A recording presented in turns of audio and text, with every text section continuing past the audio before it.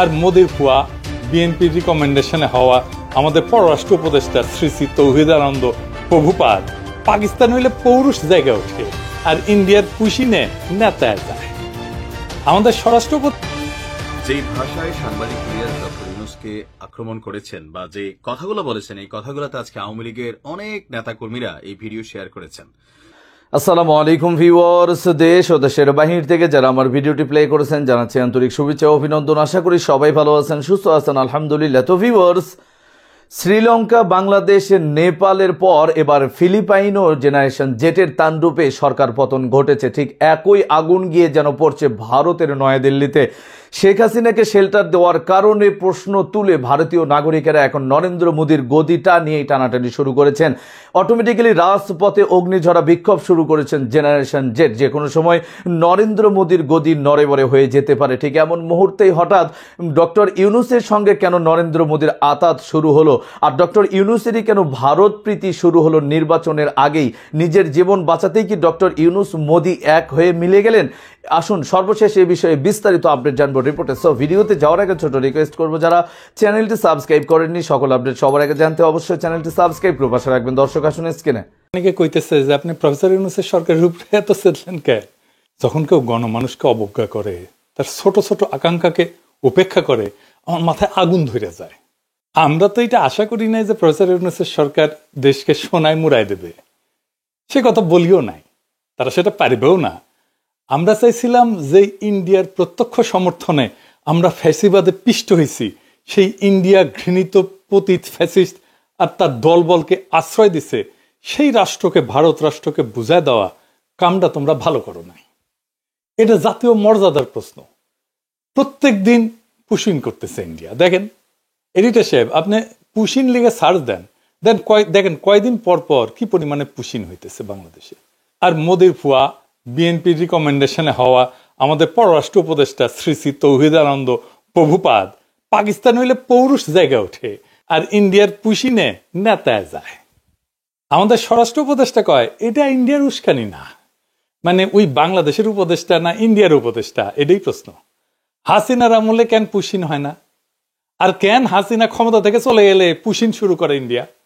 India দেখেন বাংলাদেশ থেকে পণ্য আমদানিতে নিষেধাজ্ঞা দিছে। ওই মাসে, যে মাসে নিষেধাজ্ঞা দিছে, ওই মাসে প্রায় 18% আমদানি বাড়াইছে বাংলাদেশ। দেখেন, এমনকি এই বছর মে মাসে আইসাও বিবিসি রিপোর্ট করতেছে ইন্ডিয়া থেকে পণ্য আমদানি কমে নাই, বাড়ছে। শুধু তাই না, ইন্ডিয়া থেকে চাল আমদানি করবে সরকার, চুক্তি ফুক্তিও করে ফেলেছে। আর ইন্ডিয়া একের পর এক বাংলাদেশের পণ্য আমদানিতে নিষেধাজ্ঞা দিয়ে যাচ্ছে। পরপর 3 মাসে 3 বার নিষেধাজ্ঞা দিচ্ছে। দেখেন, এর মধ্যে মাইলস্টোনের দুর্ঘটনা হইল। ইন্ডিয়া কইল ডাক্তার পাঠামু, আর আমাদের স্বাস্থ্য মন্ত্রণালয় লাল ফেলাইতে ফেলাইতে ফেলাইতে রাজি হয়ে গেল। আসলো ইন্ডিয়ান ডাক্তার। আমি কইলাম স্বাস্থ্য মন্ত্রণালয়ে আমাদের ডাক্তারের এই বার্নের রোগীদের কোন চিকিৎসা দিতে পারবে না যেটা ইন্ডিয়ান ডাক্তার দিবে? চুপ করে থাকে, কথা কইতে পারে না, উত্তর নাই তো। কেন তারা কইতে পারে না যে ভাই ধন্যবাদ, আমরা নিজেরাই পারবো? এর মধ্যে পাঠাইলে ইলিশ। গতবার আমরা মেলা হাউকাউ করেছিলাম না, সেটা তারা পাত্তাই দেয় নাই। যেন ইলিশ ওদের বাপের, বাংলাদেশ মনে হয় ওদের বাপের জমিদারি। ইন্ডিয়ার ভয়ে থরহরি কম্প এদের। ইন্ডিয়ার সাথে ডিলিংস বাদ দেন, আওয়ামী লীগের মিছিল ঠেকাতে পারে না, এতই অপদার্থ এরা। ইন্ডিয়ার সাথে সম্পর্ক উন্নয়ন করবে। ইন্ডিয়ার সাথে আমাদের সমস্যাটা কি সেটা জিগান উপদেষ্টাদের কইতে পারে কিনা, কোন ন্যারেটিভ আছে কিনা? হাসনাত আব্দুল্লাহ কইছে যে এই সরকারের যে কোনো ব্যর্থতা আমাদের দোষ দেয়, দিবেই তো। এই সরকারকে কে বানাইছে? ওয়াকার, ছাত্ররা আর আসিফ নজরুল। তো দায় নিবা না কেন? পুরা জুলাইকে তো তোমরা মিডিল ক্লাসের ন্যারেটিভ বানাই ফেলছো, যেন মিডিল ক্লাস আর ঢাকা ইউনিভার্সিটির ছাত্ররা জুলাই করেছে। যেহেতু মিডিল ক্লাস এটা একা করে নাই, বেশিরভাগ করছে দরিদ্র প্রান্তিক মানুষেরা, তারা তাই জুলাই দুর্বল হয়েছে, তারা সরে গেছে, তোমরাও দুর্বল হয়েছে। ওই রাজপথের শক্তিটা দূরে সরে গেছে। যাই হোক, এই ইন্ডিয়া প্রসঙ্গে একটা গল্প মাথায় আসলো যে কেন প্রফেসর ইউনূসের সরকারের এত ইন্ডিয়া প্রেম, এত বাম্বু খেয়েও ঠিক হয় না। এক মহিলা তার হাজবেন্ডকে ডিভোর্স দিছে। তো ডিভোর্স দেওয়ার 2 বছর পরে মহিলার পেটে বাচ্চা এসেছে। তো মহিলারা সবাই জিগায় তোমার না ডিভোর্স হয়েছে? তো মহিলা কয় হ্যাঁ হয়েছে, তবে ওই মাঝে মাঝে মাপ চাইতে আসে। তো ইন্ডিয়া মাঝে মাঝে প্রফেসর ইউনূসের সরকারের কাছে মাপ চাইতে আসে। যাই হোক, আজকের বিষয় ছিল নারী আসনে সরাসরি ভোটের বিষয় নিয়ে আলাপ করা। আসেন এটা দেখি, তাইলে দেখবেন আমাদের পলিটিক্যাল পার্টি, প্রফেসর ইউনূসের সংস্কার কমিশন আর এই ঐক্যমত কমিশন কেমন ভালসুন আর মূর্খসুদা। বাংলাদেশের সংসদে এতদিন 50টা নারী কোটার আসন ছিল, তো সংবিধান সংশোধনী কমিশন সেটার বাড়ায় নারী কোটার আসন 100-তে বাড়ানোর সুপারিশ করেছে। এর উপরে এনসিপি আবার দাবি করেছে 100টা নারী কোটা আসনের নির্বাচন সরাসরি ভোটে হওয়া উচিত, মানে মরার উপরে খাড়ার ঘা। আসেন আসলে নারী কোটার আসনের সরাসরি ভোট এটা একটু বুঝে দেখি। প্রথমত আসি নারীদের জন্য আলাদা কোটা নিয়ে। এটা একটা গোত্র বা গোষ্ঠীর আলাদা রিপ্রেজেন্টেশন কখন দরকার হয়? পৃথিবীর ইতিহাসে কি এমন নজির আছে সে আলাদা রিপ্রেজেন্টেশন দিয়া সেই গোত্র করে কি? খায় না মাথায় দেয়? তারা তাদের কোন পলিটিক্যাল এজেন্ডা বাস্তবায়ন করে? এইসব কি এনসিপি ওরা জানে বা সংবিধান কমিশনের ওরা বুঝে? দুইটা গোত্রের আলাদা রিপ্রেজেন্টেশনের সবচেয়ে বড় উদাহরণ আমাদের উপমহাদেশে আছে। ঐতিহাসিক বিভিন্ন সংঘাতের কারণে ব্রিটিশ ভারতের মুসলমানরা অনুভব করে যে সংখ্যাগরিষ্ঠ হিন্দুদের সাথে তাদের স্বার্থ এক না, বরং উল্টা। স্যার সৈয়দ আহমেদ খান বিভিন্ন ঘটনা ব্রিটিশ ভারতে হিন্দুদের হরেক রকমের এজিটেশন দেখা এই ব্যাপারে লেখালেখি করে যান। ভারতবর্ষের মুসলমান নেতাদের মধ্যে যেই ঘটনার ফলে এই উপলব্ধি সবচেয়ে গভীরভাবে প্রভাব ফেলে সেটা হইল 1905 সালের বঙ্গভঙ্গ। এর বিপরীতে হিন্দুদের অ্যাগ্রেসিভ রিয়াকশন দেখে আগুন জ্বালাই দিয়েছিল সারা বাংলায়। এর ফলে 1906 সালের ডিসেম্বর মাসে মুসলিম লীগের রাজনৈতিক আবির্ভাব ঘটে, যেটার ইতিহাস আগের এপিসোডে বিস্তারিতভাবে বলছি।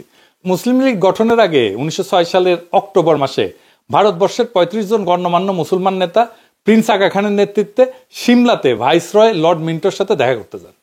সিমলায় ভাইসরয়ের প্রাসাদ ভাইস রিগাল প্যালেসে এই মিটিংটা অনুষ্ঠিত হয়। সেই মিটিংয়ে মুসলমান নেতারা সর্বপ্রথম ভাইসরয়ের কাছে মুসলমানদের জন্য আলাদা রিপ্রেজেন্টেশনের দাবি উত্থাপন করে। ভাইসরয়ের কাছে মুসলমান নেতারা একটা অ্যাড্রেস ড্রাফট করে উপস্থাপন করে। সেটা ড্রাফট করছিল বিহারের সৈয়দ হোসেন বিলগ্রামী আর উত্তরপ্রদেশের সৈয়দ মীর মেহেদি আলী, যিনি নবাব মোহসিনুল মুলক নামে পরিচিত ছিলেন আর স্যার সৈয়দ আহমেদ খানের ঘনিষ্ঠ বন্ধু এবং উত্তরসূরি ছিলেন। সেই দাবিতে কি বলা ছিল? তার একটা অংশ হচ্ছে, এটা ইংরেজি যেহেতু কইছে তাহলে ঠিকই কইছে, তবে বাংলা এটা হইতেছে মুসলমানরা একটা স্বতন্ত্র সম্প্রদায় যাদের কিছু অতিরিক্ত স্বার্থ আছে যা অন্যান্য সম্প্রদায়ের সাথে মিলে না। বরং দর্শক, স্ক্রিনে আমরা পিনাকি ভট্টাচার্যর কাছ থেকে সম্পর্কে বিস্তারিত জানাবে বিষয়ে আপনাদের মতামত কমেন্টে জানাবেন। কেউ ভিডিওটি স্কিপ করবেন না। ভারতবর্ষের রাজনৈতিক প্রেক্ষাপট এখন যেন বাংলাদেশের চাইতেও ভয়ঙ্কর। শেখ হাসিনা হয়তোবা আগে বুঝতে পেরে হেলিকপ্টারে প্লেনে করে ভারতে ল্যান্ড করেছিলেন, কিন্তু নরেন্দ্র মোদী হয়তোবা সেটুকু সুযোগও পাবে না, জনতার কাছেই নিঃস্ব হয়ে যাবে তিনি। আসুন বিস্তারিত আপডেট জানবো আমরা রিপোর্টার। যেই ভাষায় সাংবাদিক ইলিয়াস ডক্টর ইউনূসকে আক্রমণ করেছেন বা যে কথাগুলো বলেছেন, এই কথাগুলোতে আজকে আওয়ামী লীগের অনেক নেতাকর্মীরা এই ভিডিও শেয়ার করেছেন। কি ভাইরাল বক্তব্য যে শেখ হাসিনার ভাষায় ডক্টর ইউনূসকে সাংবাদিক ইলিয়াস অনেকটা সমালোচনা করেছেন। চলুন আগে শুনি সেই বক্তব্যটা, তারপর বলছি বাকি কথা। আপনার মতো এরকম এই ভদ্র চোর, ভদ্র সুদখোর আমাদের দরকার নাই ভাই। আপনি এই দেশটারে, এই বিপ্লবটারে ড্যাশ মাইরা তারপরে ছেড়ে দিয়েছেন। আমরা এরকম দেশ চাই নাই। এই কয়টা দিন যদি নাকি আপনি মনে করেন যে ন্যূনতম একটা শৃঙ্খলা, মানে কি হয় না যেটা আগে হতো না, আপনার মতো এরকম ভালো এক বালের রাষ্ট্রনায়ক দিয়ে আমার লাভটা কি? আপনি কি বাল ফেলাইছেন? আপনি গত এগুলোর ব্যবস্থা আপনার চোখের সামনে চুরি করে আপনি কিছুই বোঝেন না। সব বুড়া মুড়া এগুলো খাটাসগুলো ধরছেন, জীবনে করে দিন নামও জানি না। এই ক্ষিপ্র হওয়ার কারণটা হচ্ছে ভারত ইস্যু। সাংবাদিক ইলিয়াস একটা কথা সবসময় বলে যে তার ব্লাড হচ্ছে এন্টি ইন্ডিয়ান।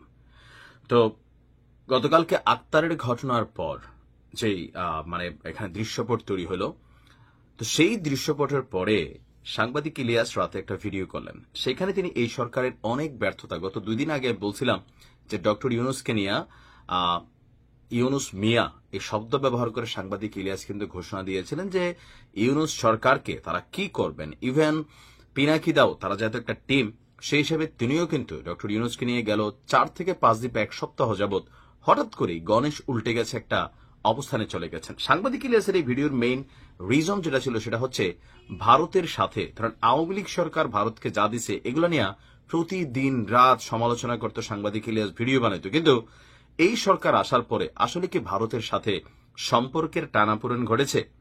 মুখে মুখে আপনার নেতারা বক্তব্য দিচ্ছে, কর্মীরা বক্তব্য দিচ্ছে, কিন্তু ভারতের সাথে তলে তলে সবাই ভালো সম্পর্ক রাখছে।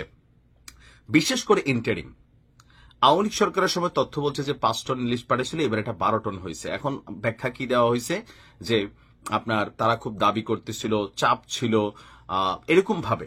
তারপর ধরেন বিদ্যুৎ চুক্তি, যে আদানির থেকে যে শেখ হাসিনা বিদ্যুৎ চুক্তি করছিল সেটা নিয়ে প্রতিদিন রাত যে দেশ বিক্রি করে দেওয়া হচ্ছে, বেশি দামে বিদ্যুৎ কিনা হচ্ছে, কেন আওয়ামী লীগ সরকার এই সরল ধান্দাবাজি করতেছে। তো এই ইন্টারিম আসার পরে আদানি থেকে আগের তুলনায় বেশি পরিমাণ আপনার বিদ্যুৎ কিনা হচ্ছে।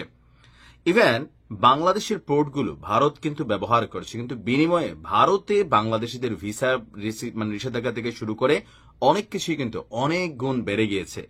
আবার সাংবাদিক ইলিয়াসের এই ভিডিওর এক অংশে এনসিপির নেতাদেরও এখনো কিছুটা লেহাজ টেহাজ দিয়ে কথা বলতেছে, কিন্তু বলছে যে ক্ষমতা থেকে গেলে 14 গোষ্ঠী উদ্ধার করে ফেলবে। কারণ বিডিআর হত্যাকাণ্ড থেকে শুরু করে অনেক ইস্যুতে এনসিপির নেতারা এরা কেউই পাত্তা দিচ্ছে না, বা এরাও আসলে এক ধরনের গোয়ার তুমি অবস্থানে আছে। মানে সব মিলিয়ে এই যে শেখ হাসিনাকে বিদায় করার পরে এই বাংলাদেশ রাতারাতি জান্নাত হয়ে যাবে জাহান্নাম থেকে, অথবা ধরেন এখানে পরিবর্তন হয়ে যাবে জীবনযাত্রার মানের। সাংবাদিক ইলিয়াসের কথার মেইন বিষয়টা কিন্তু ওইখানেই ছিল যে আসলে গত 1 বছরের এই সময়কালে ডক্টর ইউনূস তিনি অনেক ফায়দামন্দ হয়েছিল কিন্তু সত্য। যেমন উনি ইউনিভার্সিটির লাইসেন্স নিয়েছেন, ওনার যে ট্যাক্স ছিল কত শত কোটি টাকা সেগুলো তিনি মাফ করে দিয়েছেন, গ্রামীণ ব্যাংকে একটা বিশাল সুবিধা দিয়ে ফেলেছেন, এবং তার ভাই ভাতিজাদেরকে বিভিন্ন বড় বড় জায়গায় বসিয়েছেন, তার কাছের মানুষদের এই এনজিওদেরকে কাছে বসাইছেন। এরকম নানান কিছুই কিন্তু তিনি এখানে ফোকাস করতে চেয়েছিলেন। যে ভাষাটা ব্যবহার করছে আপনি দেখছেন তো, এখন এই ভাষা ব্যবহার করে কেন হঠাৎ ডক্টর ইউনূসকে আক্রমণ করা হচ্ছে, মেইনলি হচ্ছে ভারত। এছাড়া হয়তো ইন্টারনাল অনেক ইস্যু আছে, যে সাংবাদিক ইলিয়াস বা পিনাকি তারা আমেরিকা থেকে বা ফ্রান্স থেকে যেই নির্দেশনা দিচ্ছেন ডক্টর ইউনূস সরকার সেগুলোকে পাত্তা দিচ্ছে না। লাইক প্রথম আলো থেকে শুরু করে অনেক কিছু, যেমন সাংবাদিক ইলিয়াস তারা মনে করেন যে আমরা আমেরিকা থেকে একটা কথা বলছি, এটি ইউনূস সরকার অক্ষর অক্ষরে পালন করতে হবে। পিনাকি তাও সেম মনে করেন, কিন্তু সরকারের সিস্টেমে চলছে। ইভেন এনসিপির অনেক নেতাও কিন্তু সাংবাদিক ইলিয়াস এবং দর্শক স্ক্রিনে আমরা সে সম্পর্কে বিস্তারিত জানলাম। সো ভিডিও এই পর্যন্ত, ভালো লাগলে লাইক এন্ড কমেন্ট করবেন। দেশের সকল আপডেট সবার আগে জানতে অবশ্যই চ্যানেলটি সাবস্ক্রাইব করে পাশে রাখবেন। দেখা হবে পরবর্তী ভিডিওতে ইনশাআল্লাহ। আসসালামু আলাইকুম ওয়া রাহমাতুল্লাহ।